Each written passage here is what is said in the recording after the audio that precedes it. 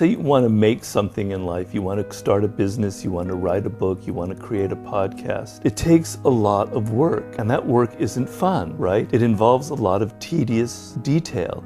It involves dealing with people who aren't listening to you. They don't immediately respond to your idea. You have to deal with frustration, and you have to be disciplined. That's not fun, right? And our default position in life is to always want things to be fun and easy, right? We take the path of least resistance. So when we're children, if we weren't educated, if we didn't have teachers or parents telling us to study, we'd be these monsters. I think it was the poet Coleridge that compared it to a garden that's never tended and it just turns into weeds. That's what children would become if there was nobody educating them. That's who we would become if there was nobody instilling in us a sense of discipline. But the idea that I don't know who I am, I don't know why Chase is behaving this particular way in the office, I don't really understand you, what motivates your behavior. And from a position of ignorance and humility, I can begin to, make some progress in figuring out what's really going on underneath the surface. Because people wear masks. They pretend to love your ideas. They pretend to think everything you do is wonderful. We're all so politically correct in this world, so tight, we can't really express ourselves.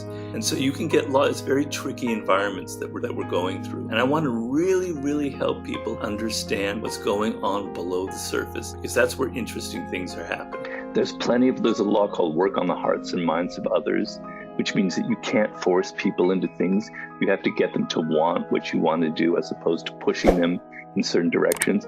Despise the free lunch, which is all about the power of generosity. You don't want to always be looking for things on the cheap. You don't want to accept things that are free. You want to pay for things, and you want to be generous with your time and your money and your energy. I could go on and on. There's a core, maybe a third, that are kind of a little bit hardcore and a little bit, definitely manipulative, but it's not the majority of laws. The thing that people make a mistake about, I don't know if you agree with me here, but is that you think that the person above you, your boss, he or she seems so powerful and in control, you don't realize that they have insecurities, that they have an ego, that they have weaknesses and vulnerabilities. And you assume that if you say something that might be a little bit ambiguous, they'll laugh it off because they're so powerful. They don't care about me or what I say. But the truth is, the higher up you go in a hierarchy, the more insecure you become, the more you're worried about whether people really, truly respect you, whether people really are truly admiring you, whether you have their attention or not.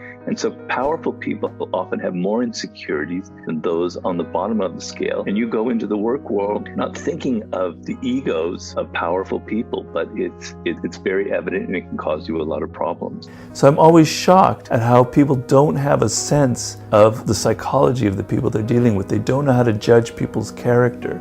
They're basing their opinions of people on their appearance, whether someone's charming or good looking or articulate, and they're not looking behind the surface, behind the mask.